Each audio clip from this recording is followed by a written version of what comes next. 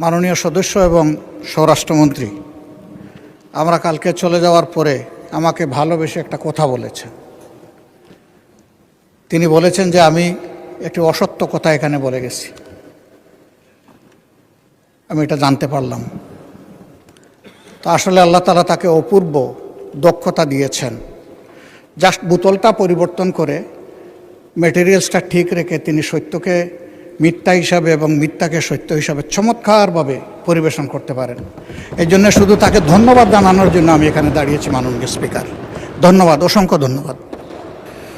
মাননীয় বিরোধী দলের নেতা, আপনি পয়েন্ট অফ অর্ডারে নিশ্চয়ই এই বক্তব্য রেখেছেন। পয়েন্ট অফ অর্ডার চলমান বিষয়ের উপরে, এটা তো গতকালকের বিষয়, গতকালকেই শেষ হয়ে গিয়েছে, সুতরাং এটা এখন আর নতুন করে তোলার কোনো প্রয়োজন নেই। মাননীয় মন্ত্রী উত্তর দেওয়ার প্রয়োজন নাই। উনি যদি হাউসে থেকে বলতেন তাহলে নিশ্চয়ই আপনাকে রাইট অফ রিপ্লাই দিতাম।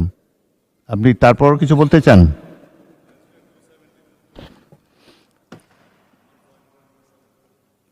শোনা যাচ্ছে না তো, মাইক অন করুন। মাননীয় স্পিকার, আপনাকে ধন্যবাদ। এই মুহূর্তে মাননীয় বিরোধী দলীয় নেতা দুইটা অসংসদীয় শব্দ ব্যবহার করেছেন। সেটা হচ্ছে মিথ্যা। এটা অসত্য বললে আমি আপত্তি করতাম না। এই যে আমি কালকে মিথ্যা বলেছি বয়ান, তো এইটা মিথ্যা শব্দটা অসংসদীয় হিসেবে এটা এক্সপান্স করার জন্য আমি অনুরোধ জানাই। দ্বিতীয় কথা হচ্ছে, ওনার কালকের বক্তব্যের প্রেক্ষিতে আমি বলেছিলাম মাননীয় বিরোধী দলীয় নেতা এখানে একটা অসত্য বক্তব্য উত্থাপন করেছেন।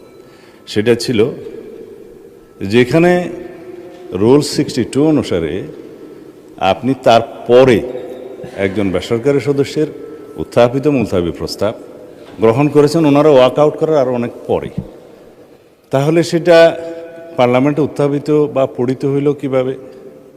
সুতরাং আমি বলেছি সেই বক্তব্যটা অসত্য। ধন্যবাদ মাননীয় স্পিকার। মাননীয় সদস্যবৃন্দ, এখন